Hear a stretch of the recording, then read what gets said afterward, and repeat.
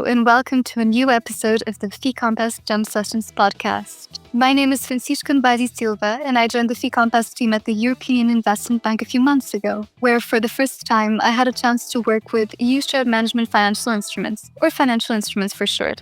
As you can imagine, being new to the field, I had lots of questions when I started, for which the new to financial instruments Q&A section on our FICOMPAS website was quite helpful. However, I thought it would be useful to add an extra layer to this and do a FICOMPAS jump session specially dedicated to addressing these and other questions that should be common for any new EU financial instruments practitioner. And to help me do this, I am very happy to have with me today Iveta Ivánová, Andrzej Urbanik, and Nathalie Van Neck from DG Regio. Hi, colleagues. Thank you for joining us. Would you like to introduce yourself? Hello, Francisca. So I would start. My name is Iveta, and I have been working in Unit B3 in DG Regio for over a year now. I joined the Commission as a Blue Book trainee in one of the cabinets, and I'm coming from a background in international relations. So financial instruments were a very new field for me, and every day has been a very exciting journey of learning and discovery, so this process is very, very rewarding. Hi, Francisca. My name is Andrzej. I'm glad to be here today with you. I've been working in the Commission for about 70 years by now, doing a bit of everything in various fields, from education through justice to regional policy. The last 5 years I spent in DG Regio. This acronym stands for Directorate General for Regional and Urban Policy. I started as a desk officer in the unit in charge of Poland, but since April last year I moved to a horizontal unit dealing with financial instruments and relations with international financial institutions. Hello, everybody. My name is Nathalie, and I am working in the same unit as Andrzej and Iveta, so the financial instruments unit of DG Regio. I've been working for the Commission since 2009, first in DG Research and Innovation, and then I joined DG Regio. For about a year and a half now, I have been taking on a job in the financial instruments unit, where I have turned into a firm believer of financial instruments and their added value, and the reasons why I am such a believer will be touched upon in this podcast today. Colleagues, thank you very much for telling us a bit more about yourselves and very diverse and exciting work experiences we have here today. I guess the first question we ought to tackle is, what are EU financial instruments? Perhaps, Iveta, you could enlighten us on this?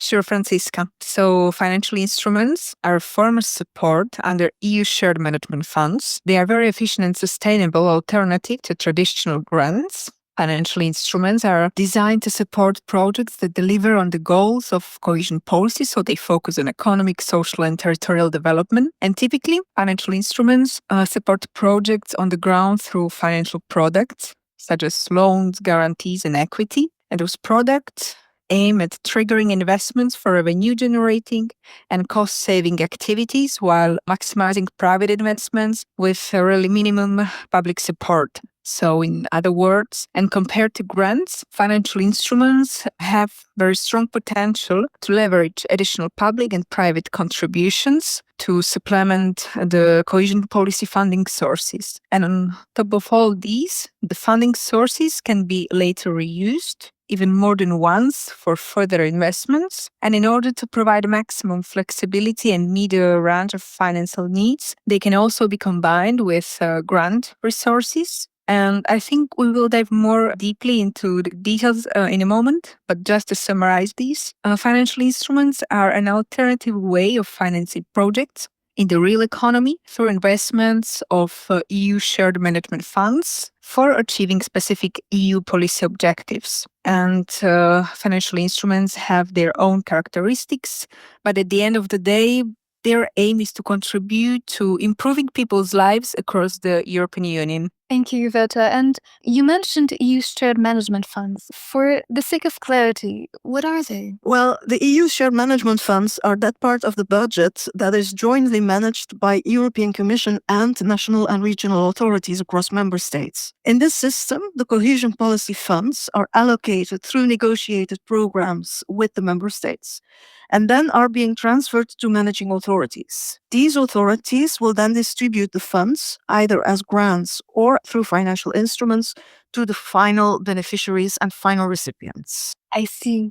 And so how are financial instruments under these EU shared management funds implemented? Well, Francisca, it sounds more complicated than it is really. It all starts with an ex-ante assessment. The managing authority that has decided to set up an FI, so this is the abbreviation that we use for financial instruments, they mention in this ex-ante assessment a proposed amount for this FI, an estimated leverage effect. They outline the financial products that they want to offer. They define a target group of financial recipients, and they describe the expected contribution of this financial instrument to the achievement of the specific objectives that were mentioned earlier. Financial instruments can be implemented by the managing authority themselves via a holding fund or a specific fund. We come back to this later on. Managing authorities, can implement only loans and or guarantees. They cannot implement equity. However, they can select a body implementing the financial instruments via either a direct award,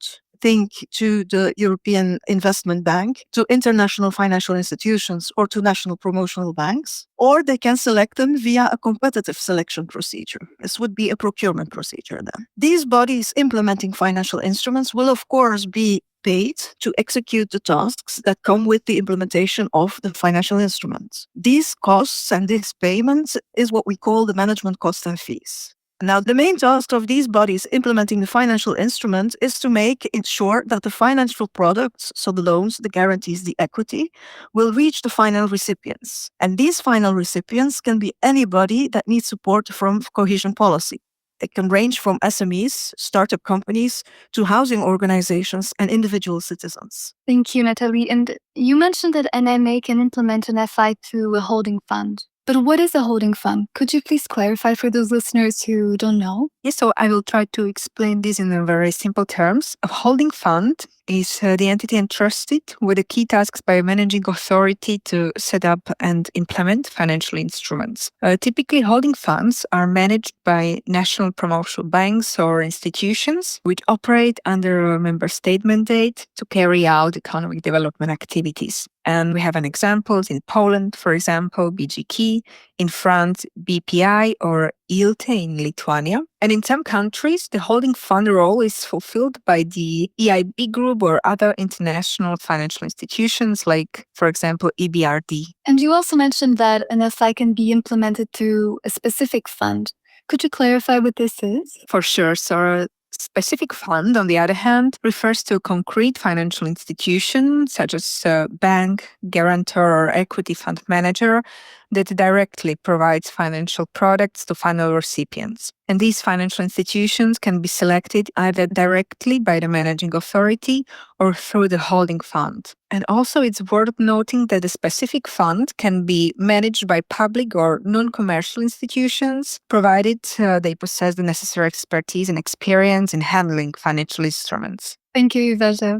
And for listeners interested in knowing more about holding funds, we have included a series of links in the description of this episode, including to the regulatory definition and also to 2 Fee Compass case studies on Slovakia and Bulgaria, which focus on presenting how a range of financial instruments are implemented through a holding fund structure.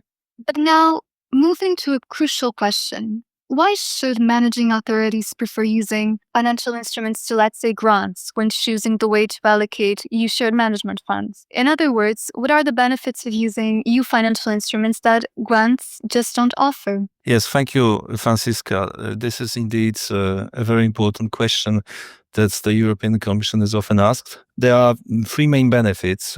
Firstly, you have something that is called a revolving effect. So unlike grants, that is a one-off support, when using financial instruments, the managing authorities are able to reuse the money in order to support subsequent investments. In other words, they do more with less. Exactly. And this also brings us to the second benefit of using financial instruments, which is that they can attract additional private and public investments. Thereby, they can multiply the amount of financing given to final recipients.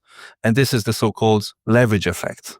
And these 2 benefits are the most important advantages of financial instruments as compared to grants, knowing the fact that our investment needs are growing, and at the same time, the resources available on the market are limited. So let me just take one example to illustrate this better. Poland, that is the largest beneficiary of European cohesion policy, has very high costs of for climate and energy transition. So to be concrete, between 2021 and 2040, the total estimated energy costs are around 550 billion euros.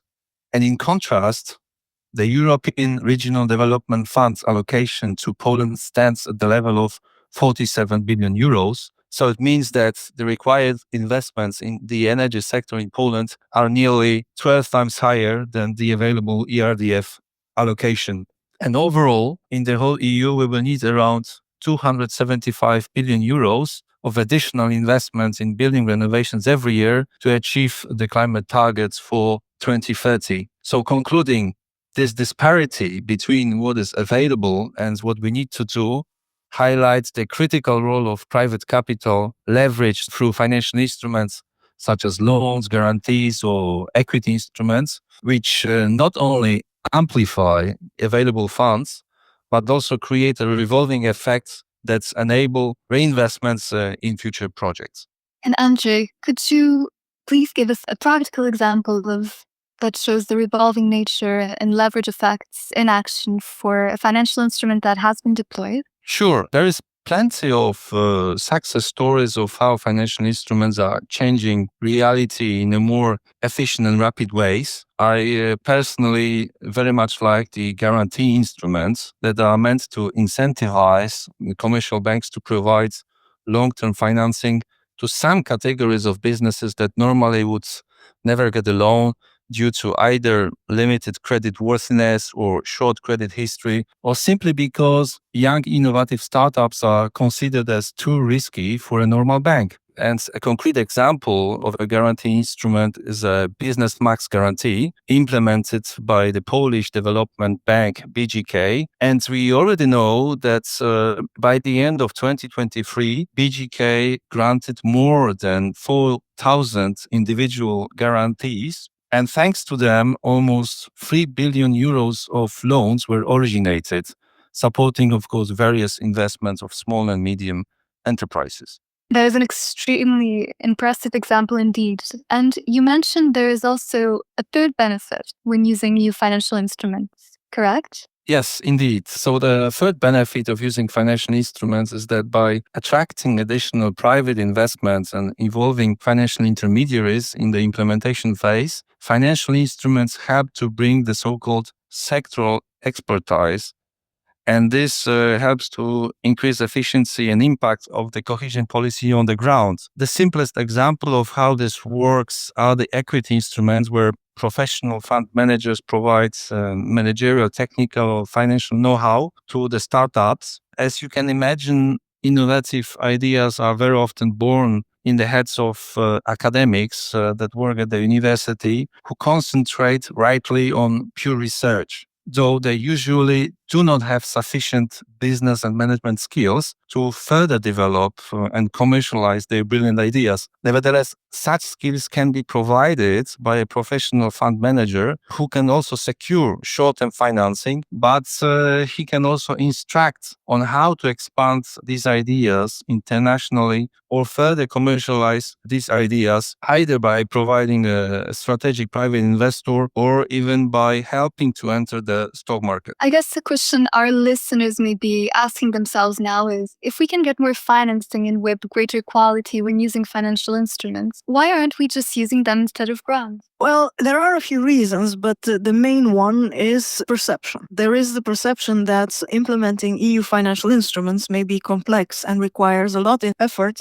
and know-how to deploy them. However, they are actually quite flexible form of support. They can react quickly to changing circumstances, as we've seen during COVID-19 pandemic, but also they are very flexible and may even be combined with grants to help cover technical support, provide interest rate subsidies, capital rebates, or even to help cover a part of the investment costs. This perception and lack of experience with the implementation of financial instruments is why awareness raising and provision of advisory support to managing authorities and bodies implementing financial instruments, but also to potential final recipients, is so important. It is really becoming crucial essential that we inform people and educate people on the benefits and advantages of financial instruments as compared to grants. And of course, we are there to help people. If they have questions, they can always come to us. At the same time, experience do show that if a member state or a region dares to enter the adventure of setting up financial instruments, it is usually a very positive experience. And that is why we appeal to all policymakers to be more courageous and to focus on all opportunities that financial instruments give, rather than focus on potential challenges. Indeed. And Nathalie, you mentioned financial instruments may be combined with grants. When can this happen? Well, for example, an additional grant in the form of a capital rebate can be an incentive to set up more ambitious energy efficiency projects. If a financed project reaches a minimum required level of energy savings or of CO2 emission savings, part of the loan can be converted into a grant. So in the end, the entrepreneur, the final recipient, will only repay part of the original debt. Well, there is indeed a great advantage of being able to combine financial instruments with grants. But are there instances when indeed financial instruments cannot be used? Well, it is true that there is no single perfect solution for all investments. So indeed, there will be instances and circumstances when the use of financial instruments is not the most appropriate. These will be cases, for example, when a project does not expect to see a return. In other words, when it is not financially viable, or when there is already sufficient funding from existing market sources. In order to determine the appropriateness of using financial instruments, the earlier mentioned ex-ante assessment carried out under the responsibility of the managing authority will make sure that these two conditions of financial viability and existence of a funding market gap are met. But still, we know that there is still a very great potential left untapped for using financial instruments when allocating EU shared management funds. So in short, we do need to make more use of them. Indeed, we do. And tapping a bit more now into your personal experiences when you first began working with financial instruments, I'm curious, which resources did you find most useful to improve your understanding of what they are, how they work? Yeah, so I think a very good starting place to get much more practical information about financial instruments is the New to Financial Instruments webpage on the FICOMPAS website. And I think it explains very well the basics on the financial instruments and includes links to some of the more general FICOMPAS resources that are very helpful, mostly for beginners. And the next source is the Common Provision Regulation for the current and for the previous programming period, especially those parts relevant to financial instruments. These, I think, are essential reading. This is essential reading to understand the framework and requirements. I also really appreciated participating in FICOMPAS events and meetings. Think of the FI Campus event. It is really great to meet stakeholders, to hear firsthand from their experience on the ground, both managing authorities, but also bodies implementing the financial instruments and even the final recipients. The cases presented for the Showcase Awards really show the impact that financial instruments can have on the daily lives and realities of European citizens. And that I find very inspiring. So if people are getting curious, there is the possibility to watch recordings of these events on the FICOMPAS website. And another element that I appreciate a lot is the help of more seasoned team colleagues. The exchanges with them really provide a lot of valuable information and experience. But how about you, Francisca? Those are great resource advice, both. Thank you. From my side, I would say, Nathalie, without doubt, all the resources available in the FICOMPAS website, because there you have financial instrument models, but then also case studies where you get a chance to understand how in practice different types of financial instruments were deployed and fared on the ground, lessons learned. But then when I needed to dive into the nitty-gritty details of the EU financial instruments regulation, the CPR, absolutely, for the current and previous programming periods were essential, as mentioned by Iveta, of course. And for on-the-go knowledge, I really found the two FICOMPAS podcast series, Calling the Tune and Jam Sessions, which we are recording today, very useful. And these were my go-to, I'd say. Super. And after all this resource advice, which I think our most curious listeners will appreciate very much, I would like to ask you, what do you enjoy most about working with financial instruments? And do you have any aspirations for them you'd like to share? Sure. So, for example, what I enjoy the most about financial instruments is their very modern and innovative approach. to support member states and regions because financial instruments, I think, are sustainable, efficient, and reusable, which makes them incredibly flexible and creative tools. So this means that the adventure never really ends with financial instruments. And also they let us recycle resources, reach more people, and support even more projects over time. And this is, I think, very inspiring. Very inspiring indeed. And how about you, Nathalie and Andrzej? Do you have any aspirations? What do you like more about working with financial instruments? Well, I fully agree with Iveta. It is the impact on the lives of the people that make all the efforts worthwhile. Financial instruments have the potential of reaching people and parts of the European economy and society where cohesion funds can make a real difference. And this is a very rewarding thought, even if it is a challenging as well. Andrzej, would you like to add something? Yes, Francisca, I also fully agree with my predecessors. And I would like to add that working in the domain of financial instruments is for me partially coming back to the roots. As before the Commission, I worked 6 years in the investment banking sector in Poland, and I continue enjoying working in anything related to finance, banking, or capital markets. And Francisca, if I may, what do you most enjoy about financial instruments? What's your point of view? I would say what I most enjoy about this work is the fact that it allows you to work with different structures of financial product, but with a mindset of wanting to achieve a particular policy goal, whether it be in terms of fighting climate change, improving energy efficiency, or helping to foster the tissue of the EU economy through an equity type financial instruments for SMEs, for instance. So I think working with financial instruments offers this nice mixture between financial technicality and policy work, which I'm very much keen on. Not to mention the diverse country and regional exposure you end up having, which is quite enriching. And like you all said, seeing how these instruments are able to change people's lives for the better is just incredibly fulfilling. And colleagues, this conversation has been incredible. But to conclude, do you have any final thoughts you'd like to share on why it is crucial to enhance the use of financial instruments both now and in the future? I would say that financial instruments, by ensuring a bigger scale, faster deployment, contribute better to boosting productivity and innovation capacity of our economies. That is obviously the top priority of the European Commission, and they do it much better than grants. Nathalie, Iveta, Andrzej, thank you very much for sharing your valuable thoughts on this topic. This is indeed food for thought and a great way of concluding today's conversation. I hope that this episode has helped to clarify some of the essential questions on the EU shared management financial instruments amongst our listeners. And if you would still like to learn more about these, we would encourage you to take a look at the description of this podcast episode, where you will find 2 links to our recently published fact sheets on loans and guarantee financial instruments and another on equity financial instruments. Thank you all for listening, and we will be back with another Fee Compass Gem session very soon. Stay tuned.